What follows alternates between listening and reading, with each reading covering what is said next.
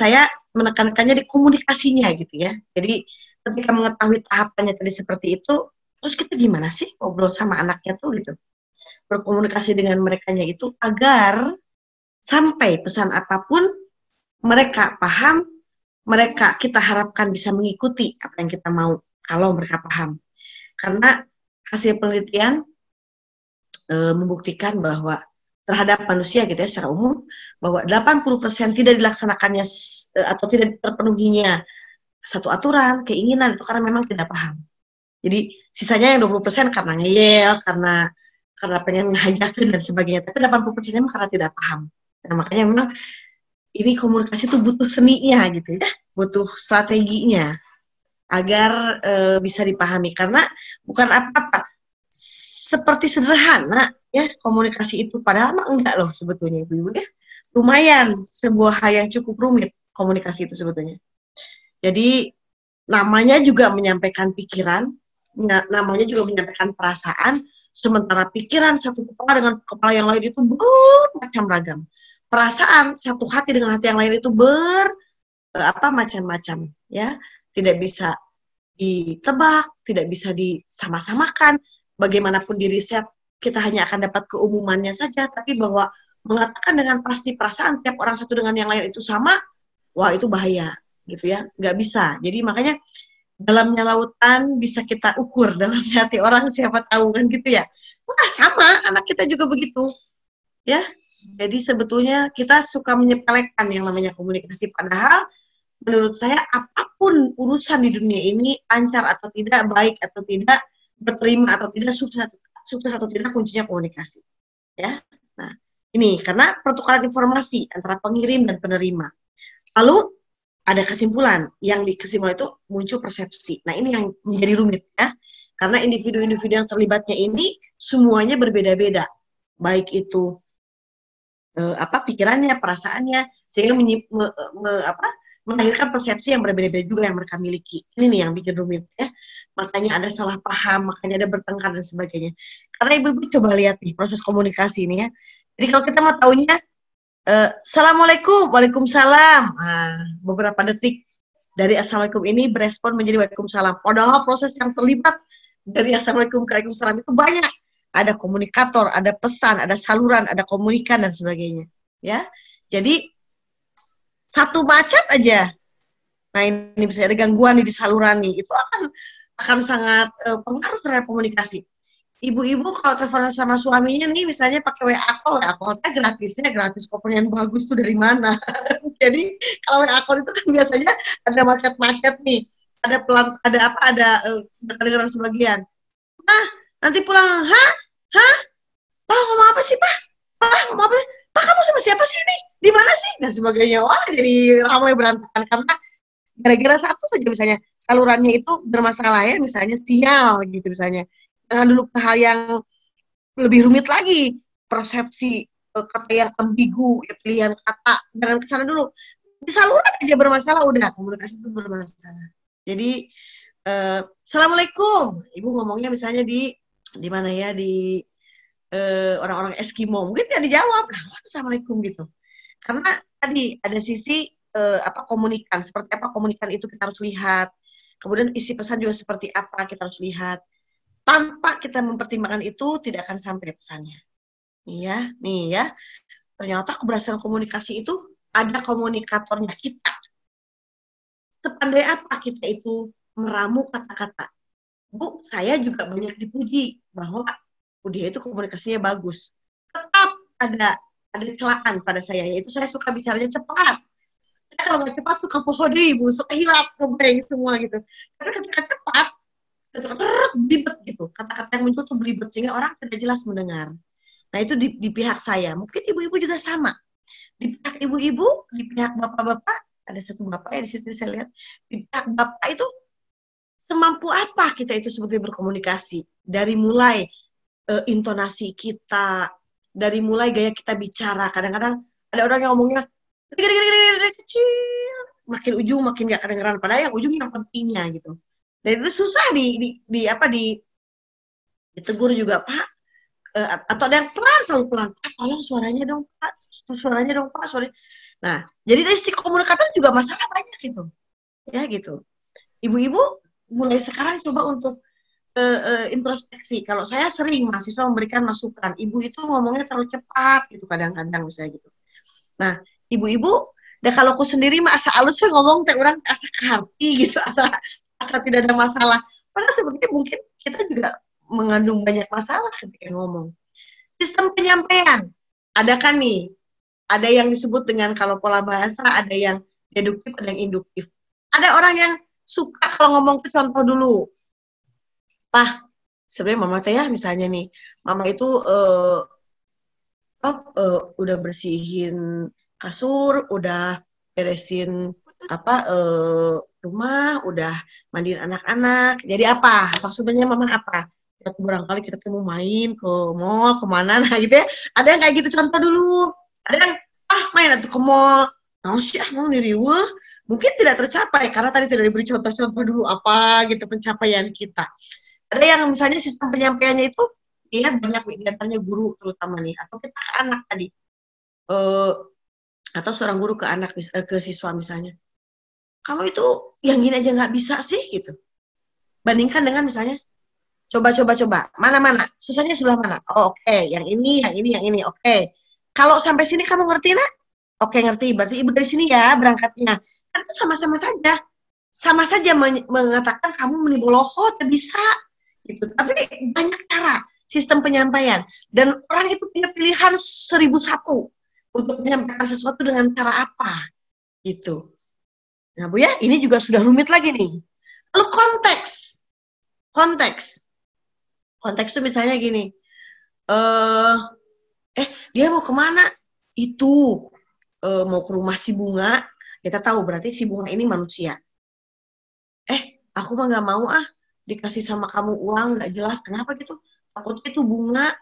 Nah itu pasti lain manusia, itu bukan maksudnya bunga bang gitu. Nah itu konteks ya. Bagaimana setiap percakapan itu Bu sangat mungkin artinya lain, sangat mungkin maksudnya kemana, sangat mungkin ditafsirkannya bermacam-macam. Jadi ibu kalau mendengar anaknya atau suaminya bicara, jangan baru sekalimat udah ngegas gitu ya, marah, udah ngegas ngamuk. Jangan dulu, karena siapa tahu justru suami kita atau orang kita itu belum menyampaikan dengan konteks yang lengkap. Sehingga belum paham. Saya juga sering begitu, Bu. Ya, main ngegasan aja. Karena tipikal saya, tipikal orang yang cepat ngerti. Jadi ketika orang lain pelan-pelan ngomong itu, saya suka, geremet. Oh ini sih. Padahal sebetulnya saya juga berkesempatan kehilangan konteks kalau kayak gitu tuh, berkomunikasi. Sehingga akhirnya orang lain tersinggung. Karena saya misalnya tiba-tiba apaan sih menyimpulkan? Saya juga sering Bu sebetulnya begitu. Jadi kita semua sebetulnya bermasalah di sini gitu ya. Komunikan, siapa yang kita ajak bicara? Ngajak ngobrol sama teman ibu di arisan, bedakan dengan suami. Ngajak ngobrol suami, bedakan dengan anak. Ya, Dek, ibu teh deh ya haus deh ya. Jadi kalau ibu haus itu ya sebetulnya jadi metabolisme ibu itu tidak akan seimbang kalau ibu haus itu ya. Bayangkanlah kalau ibu haus ya, betapa dalam tubuh ibu kan terkudu. Sebenarnya kalau budak beli misalnya teh aqua mah terkudu sampai panjang begitu prolongnya ya misalnya gitu. Tapi benar kalau sama suami misalnya, Pak, nah misalnya kita kan bagaimanapun kedudukan suami dengan kita itu selevel tapi di sisi tertentu jauh lebih tinggi daripada kita. Sehingga kalau kita dalam posisi yang misalnya repot ya, ingin nyuruh, kalau ke anak kan ke anak saja pun kan kata ajaibnya minta maaf sama tolong ambil atau apa itu suami kalau menurut saya gitu ya, kita sedang dalam kondisi repot minta tolong suami untuk misalnya memberikan apa, tolong kita agak panjang biasanya gitu. Pak, mama temani dari pagi gitu, meni apa namanya riuh, tapi mama seneng sih ngurus anak-anak, terus tadi masak juga, tapi ada beberapa yang mama ternyata belum kerjakan sama mama, tidak soalnya mama mau pergi keburu si ade manggil ini, mau pergi keburu si udah asa panjang teh mama panggilin apa suami gitu ya ke depan misalnya gitu. Jadi dengan siapa kita bicara itu menentukan kita mau pilih kata-kata apa, mau bagaimana menyampaikannya, itu tergantung sekali ya dengan komunikan atau siapa yang kita ajak bicara. Lalu pesannya itu sendiri, coba ya, ibu-ibu, saya kemarin nonton film Indosiar, saya tadi mau bikin status kayak gitu. Kan kata si ibunya, aduh kemana ya anak saya? Aduh gak enak hati nih, kata si ibunya. Lalu telepon lah. ke nomor HP anaknya. Yang angkat itu mungkin orang yang menemukan si HP-nya. Halo, ini siapa yang mengangkat? Oh Bu, ini saya yang menemukan anak ibu. Jadi kebetulan Bu, anak ibu itu kecelakaan. Saya udah pengen buku biru gitu ya. Kebetulan anak ibu kecelakaan. Halo gitu ya. Pesan yang akan disampaikan itu pesan yang berat gitu. Pesan yang membuat pasti si ibunya itu kalau nggak nangis pingsannya kejer gitu. Oh, bahasanya kok kebetulan gitu, kok nggak keedit juga itu filmnya. Tapi dalam kehidupan nyata pun banyak orang yang dia sudah tahu itu pesan itu berat, tapi nyampeinnya itu dengan cara yang salah, waktunya salah, konteksnya tidak tepat gitu ya. Sistem penyampaian juga salah. Mau nyampein kayaknya kita selesai aja ya pakai telepon misalnya gitu ya, apa makanya kita nggak bisa lanjut lagi nih mah nih rumah tangga pakai telepon, kan itu ngaconya luar biasa gitu. Jadi seberat enggaknya pesan kita harus sangat perhatikan, karena Bu anak juga begitu ya. Mau apa misalnya anak melakukan sebuah kesalahan besar, misalnya anak itu mencuri ya Bu ya, nauzubillah, tapi ada aja anak yang seperti itu karena dia berpikir itu apa namanya harta kekayaan orang tuanya. Jadi bukan nyuri meureun ada yang ngambil uang dari lemari rumah mah. Tapi kemudian dia misalnya ketahuan ya, dan kita tuh sebetulnya marah luar biasa. Pesan yang ingin kita kasih ke anak itu pesan yang sangat berat Bu. Karena kita akan memberikan pesan ke anak kita, kamu mau jadi penjahat atau mau jadi orang baik? Itu pesan berat banget. Sehingga ibu perhatikan ya, apakah menyampaikannya saat dia datang dari luar, misalnya karena kita sudah tidak kuat marah, sangat ingin melampiaskan, ingin begitu dia datang, duduk kamu, gitu ya, mata kita sudah melotot, sudah sangat kesal karena kita melihat di keluarga kita tidak pernah ada yang mencuri misalnya.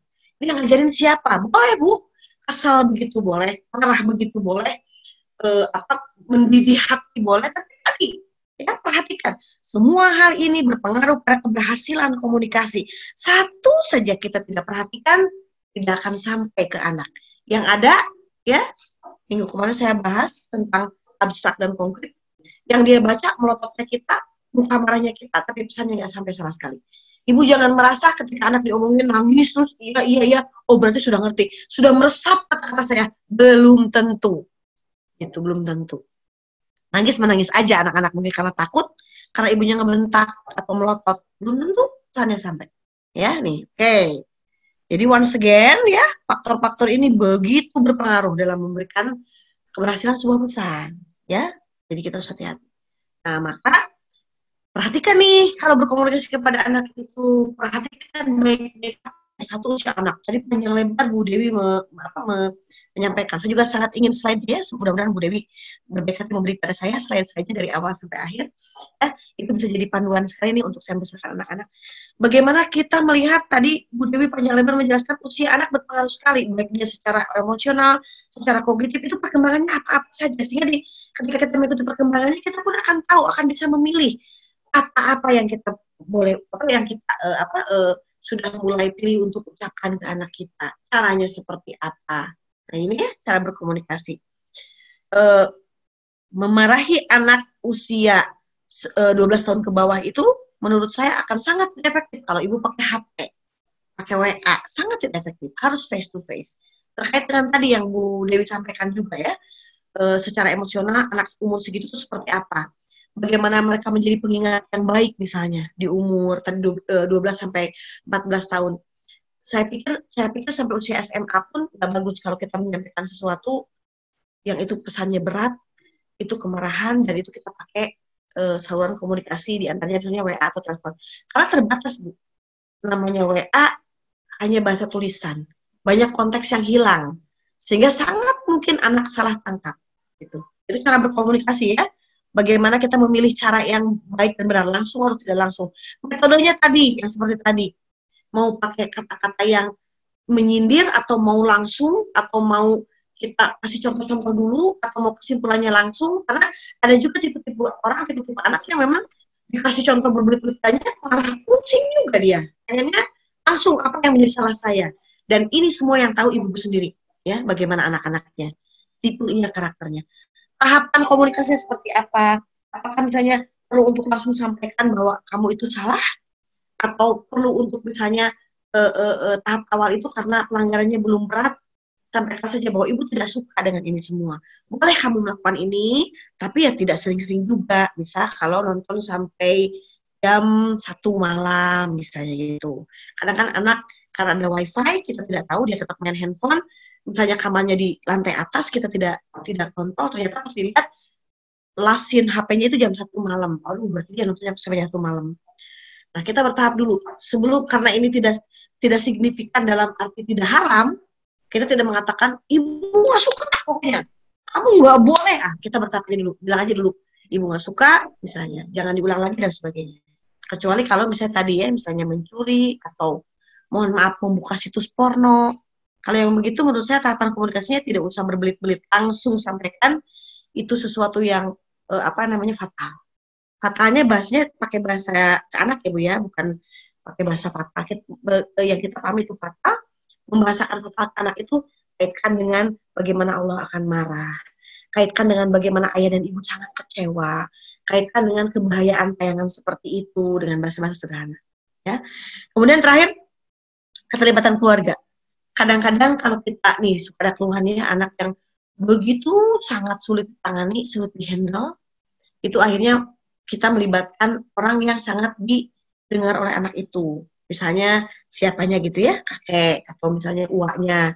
Karena anak kita itu kadang karena kita melihat tiap hari ya, sehingga sisi heroik kita tuh berkurang karena mereka juga melihat lemah-lemahnya kita, mereka juga melihat kekurangan-kekurangan kita. Tapi mereka cuma mengidolakan pamannya gitu atau uaknya. Yang kelima ini tidak begitu baik kalau terus-menerus kita lakukan, tapi sesekali mah tidak apa-apa. Kalau kita merasa perlu adanya penguatan gitu ya, boleh kita melibatkan keluarga di luar kita gitu, untuk berkomunikasi dengan anak.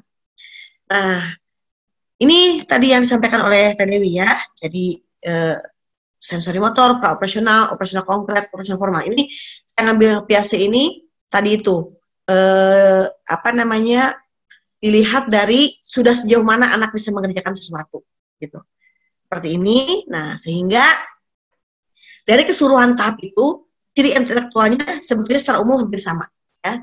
Nah, oleh karena itu maka kita harus berhati-hati di sini dalam berkomunikasi ya. Mudah menangkap pelajaran ya. Dari umur tadi juga saya lihat dari slide Dewi juga sama ya. Umur segitu itu pengingat yang baik gitu ya, mudah menangkap pelajaran dan sebagainya.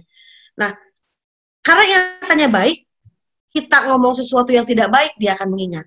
Tadi kalau bahasa Teh Dewi itu, sayang banget di usia yang ingatan mereka sangat optimal, sangat ingatan premium, dan kita tidak memberikan asupan yang baik kepada mereka. Kita memberikan memori yang sebetulnya tidak harus mereka ingat. Seperti pertengkaran misalnya ya. Dan pasti suami istri ada aja bertengkar ya Bu ya. Atau kesalahan orang tua, anak jadi terlibat. Aduh, padahal mereka tuh dalam kondisi yang ingatnya sangat baik. Saya aja Bu, sudah setua ini, saya sangat ingat ada perlakuan yang tidak baik dari ayah saya ke ibu atau ibu saya ke ayah. Saya sangat ingat. Dan disadari atau tidak disadari itu tuh berpengaruh ke respek saya kadang-kadang. Kalau saya bukan karena mengkaji Islam, kemudian juga sekolah gitu ya, berkesempatan untuk mendapatkan pendidikan yang baik, mungkin bisa jadi saya tidak respect ke ibu dan ayah saya gitu. Tapi karena alhamdulillah saya mengkaji Islam dengan maksudnya lebih dari standar biasa, kemudian juga mungkin mendapat kesempatan dari Allah untuk melanjutkan ke jenjang sekolah juga lumayan juga, sehingga banyak hal yang saya bisa terima, sehingga tipis. Jadi ketika sekarang ini ke ibu ke bapak betul-betul respect luar biasa. Yang saya ingat itu banyaknya kebaikan-kebaikannya. Ada yang diingat keburukannya tapi ternyata memudar gitu. Kan belum tentu semua orang begitu, ya. Itu sehingga hati-hati saja. Penalaran mereka tuh tajam, ya. Dan konsentrasi mereka tuh masih sangat baik. Dan anak-anak yang tipenya begini ini berarti intelektualitasnya baik, ya. Mereka intelektualitasnya tinggi. Di sekolah yang dulu pernah saya pimpin itu ada anak yang itu menggambarnya itu menggambar api gitu. Kalau besoknya itu menggambarnya tetap api, tapi di situ ada bayi kecil. Pas ditanya kenapa, ini siapa adek aku. Kenapa adeknya dibakar? Aku bakar saja, aku bunuh saja. Oh, benci aku sama adik. Terus pas di home visit ke rumah itu ya memang ternyata baru punya adik dan ibu bapaknya mencurahkan perhatian begitu banyak ke adiknya, dia terabaikan gitu. Jadi usia-usia segitu memang usia yang luar biasa ya Bu ya. Kita kadang tidak menduga gitu, mereka bisa mengingat sampai sana gitu. Hati-hati ya makanya ibu bapak dalam dalam berinteraksi dengan mereka. Menguasai banyak bahan macam-macam topik. Jadi ibu kalau ke anak datang atau nggak apaan itu? Ih, kamu dengar dari siapa sih itu? Kamu tahu dari mana sih? Nah, sekarang orang tua suka reaktif ya, begitu dan kemudian udah ngomong. Jangan Bu, jangan begitu. Mas tahu nggak, Mas? Mohon maaf ya, misalnya masturbasi. Apa sih dek? Ya dia tahu dari mana itu? Itu reaksi spontan kaget boleh, tapi setelah itu ibu cooling down. Adek, emang itu apa dek? Kue dek, dalamnya apa gitu misalnya. Justru informasi yang harus dia dapat dengan benar itu dari kita Bu. Coba kita ukur, tanya banyak. Adek, tahu dari mana itu? Apa katanya? Oh dari internet, apa katanya? Kata internet apa? Ini. Jadi kita dengan bersikap kalem, tenang, kita akan mengukur dia taunya sampai mana sehingga kita mudah meluruskannya. Ya, di mananya. Gitu. Jadi mereka tuh sekarang sedang mendengar apapun, jadi topik apapun mereka pasti tahu banyak. Senang dan sering membaca ya. Anak saya juga baru membaca 1-2 kalimat mah apa-apa dibaca. Kalau sekarang udah bacanya lancar, tidak ini gitu ya. Tapi anak-anak kecil awal tuh awal-awal tahu huruf tuh pasti apapun dibaca. Label toko dibaca gitu. Dan ibu dengarkan, ibu tanggapi. Toko, mama asmas, an, Intan, ibu mah di mobil teh nemenin si Bu main HP. Bu, simpen dulu HP-nya. Mana dek? Oh iya, toko Mas Intan. Coba yang itu dibaca. Wah Bu, itu mengoptimalkan golden age itu ya. Jadi kita tidak kehilangan masa-masa emas ini. Kan main HP bisa kapan saja ya kita itu. Lihat Facebook bisa kapan saja. Tapi usia begini, di umur segini akan lewat nanti besok lusa. Ya gitu. Mereka pengamat yang cermat. Ungkapan diri lancar dan jelas. Jadi kalau mulai bicara kalau anak yang ciri intelektual tinggi itu satu kata dengan kata itu terangkai dengan baik. Satu kalimat dengan kalimat itu terangkai, enggak yang aslog-aslogan logikanya gitu Bu. Itu anak yang intelektualnya bagus. Pengamat yang cermat. Mereka apa tuh? Ini kenapa begini? Nah ini kok gini sih mah? Ini kalau diinin gimana ya? Atau dia kalaupun nggak ngomong mutak sendiri diginiin, coba diginiin. Ibu kalau anak mutak jangan dipikir nggak belajar Bu, mereka belajar ya dari lingkungannya dari apapun. Makanya kalau saya mah sangat suka kalau anak lagi bikin apa lagi ngutak itu bikin ini apa dari apa diapain, kenapa harus diiniin, ini apanya, kenapa harus pakai ini, kenapa harus...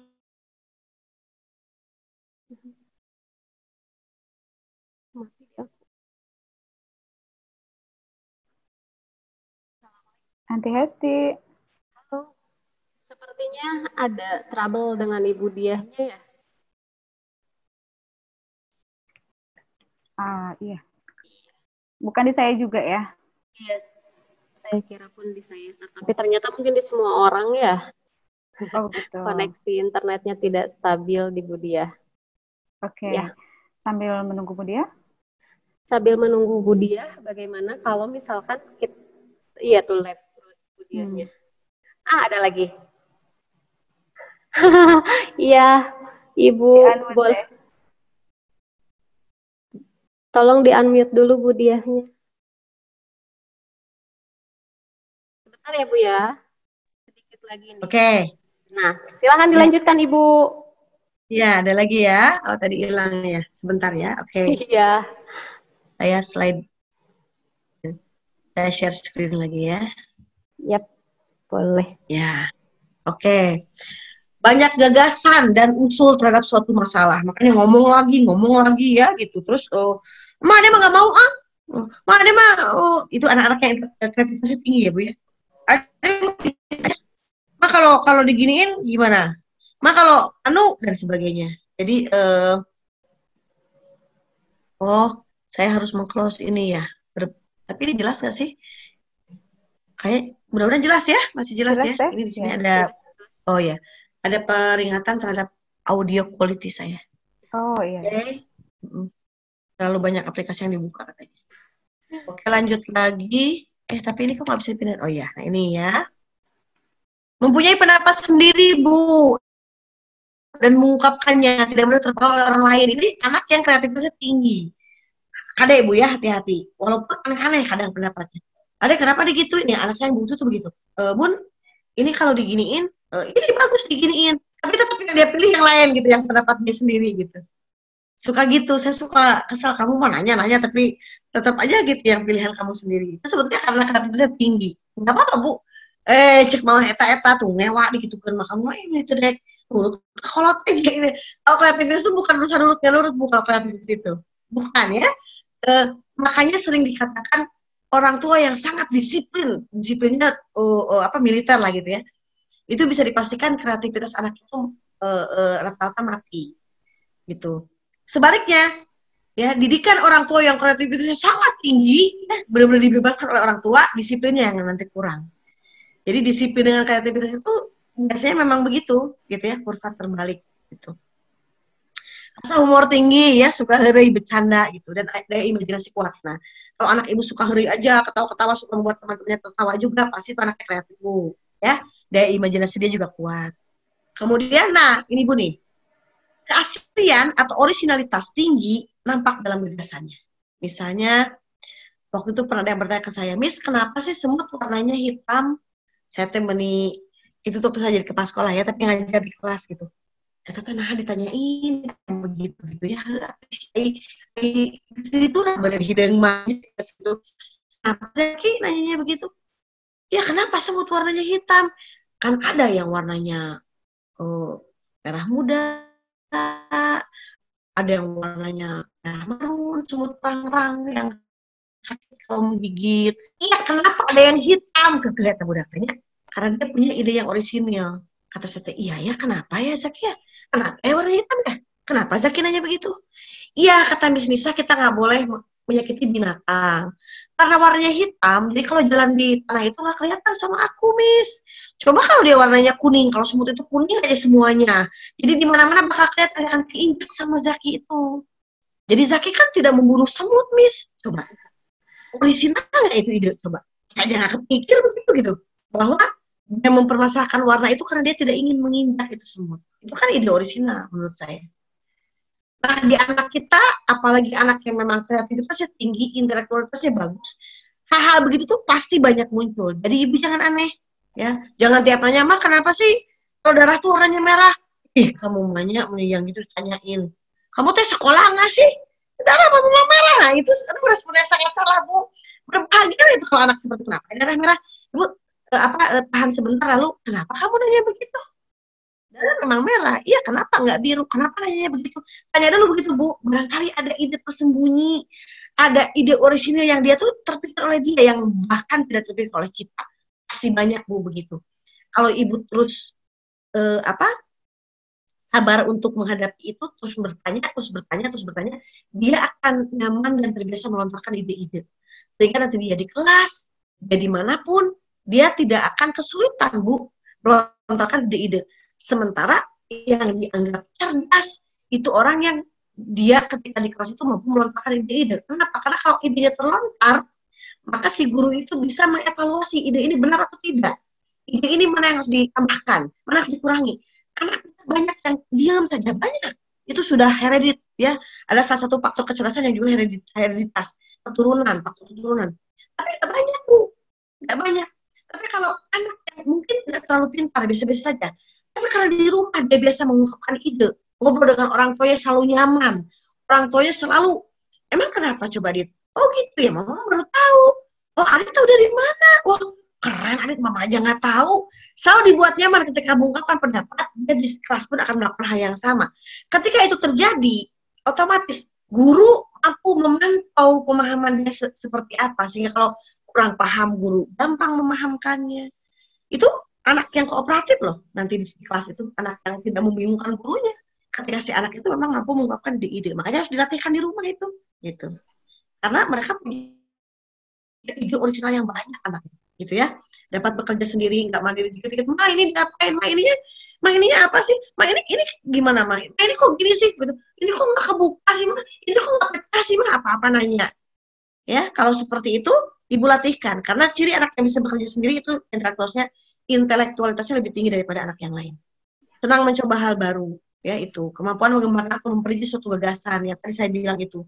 Ini kalau pakai anak saya sangat suka bikin slime dengan berbagai macam bentuk. Jadi kalau lihat di YouTube kan, nah dia suka benci pakai ini, pakai ini, pakai ini, pakai ini. Tapi kalau aku mah ininya ganti pakai ini, atau aku mah ininya ditambahin ini. Nah itu tuh kemampuan elaborasi ya, bagaimana dia bisa mengikuti prosedur, tapi kemudian mengembangkan prosedur tersebut. Ingin tahu hal baru, nanti gimana hasilnya ya, sama atau tidak?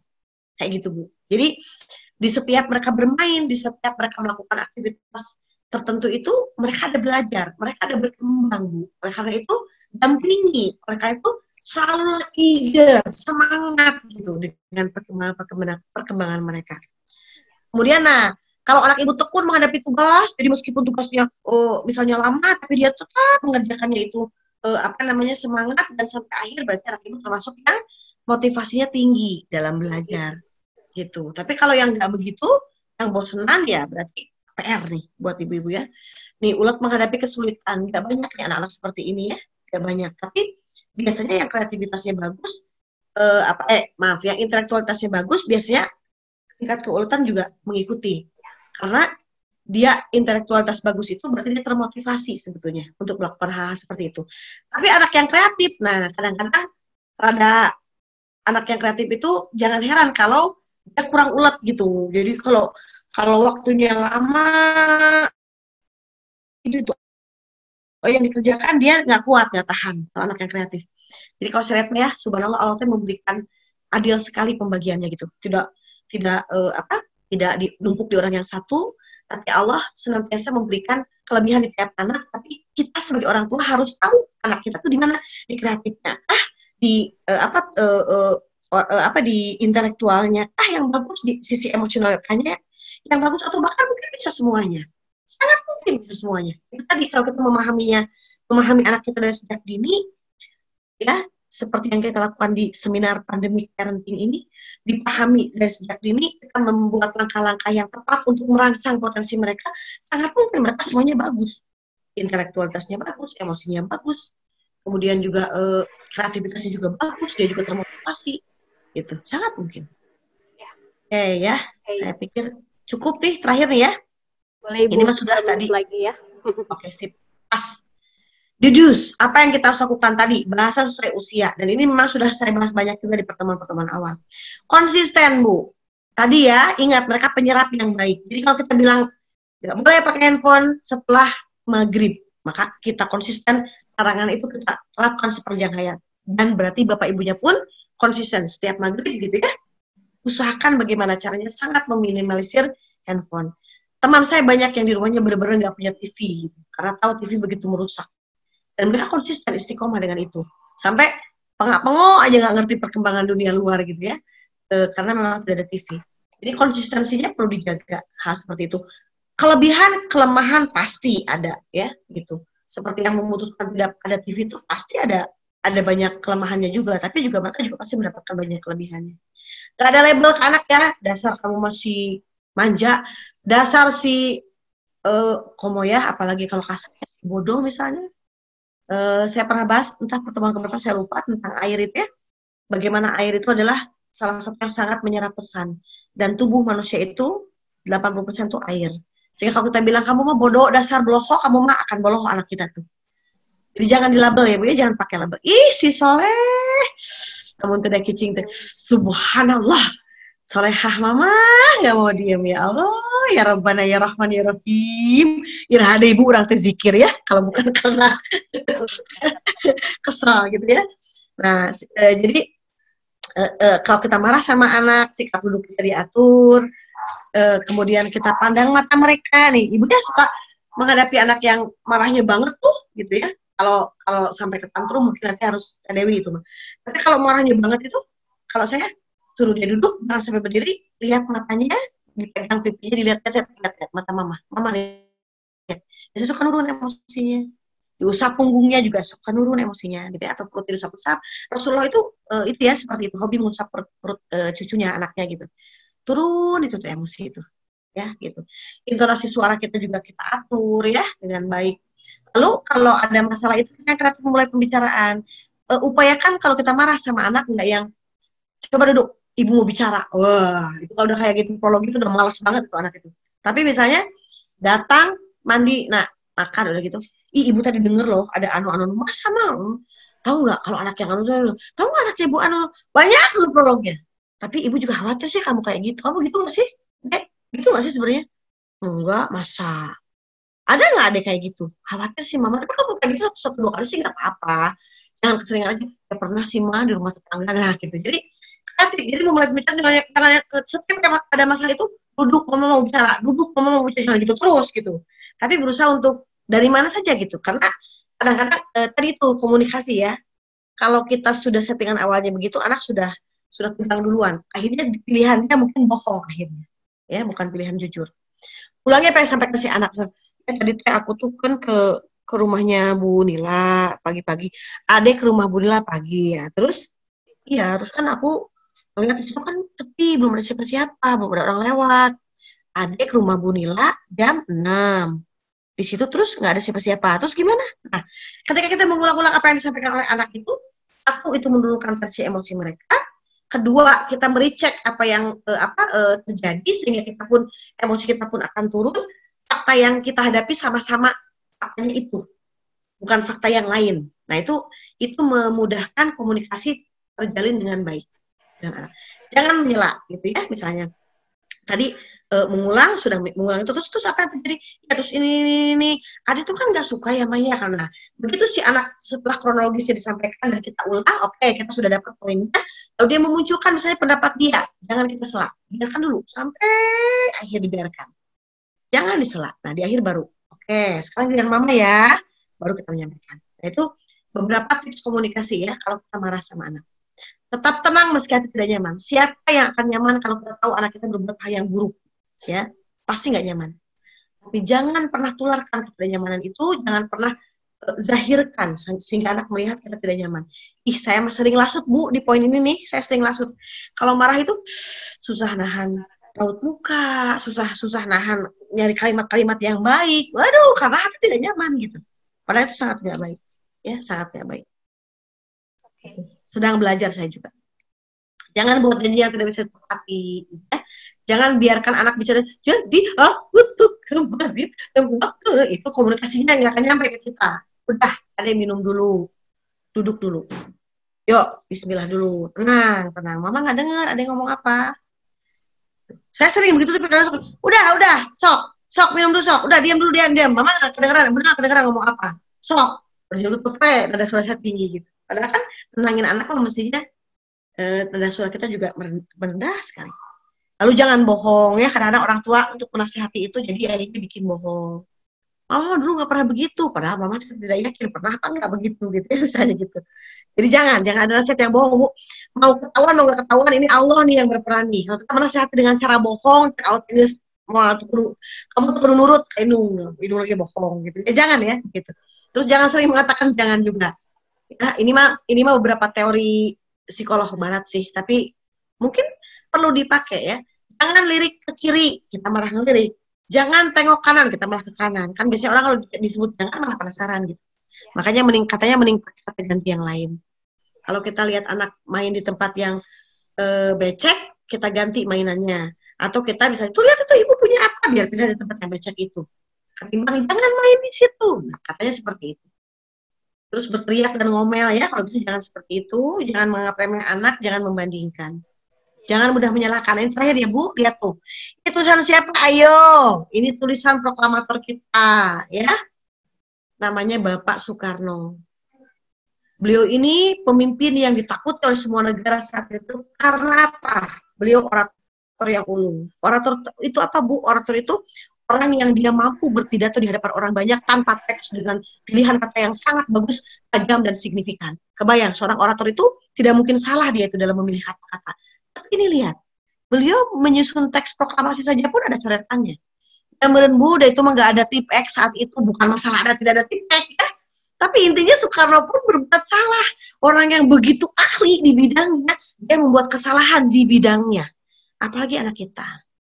Ya, wajar kan ketika mereka berbuat kesalahan, tapi tadi rambu-rambunya sudah sama Bu Dewi banyak ya. Seperti apa kita kemudian menyalahkan, seperti apa ketika kita akan membenarkan. Iya. Terima kasih.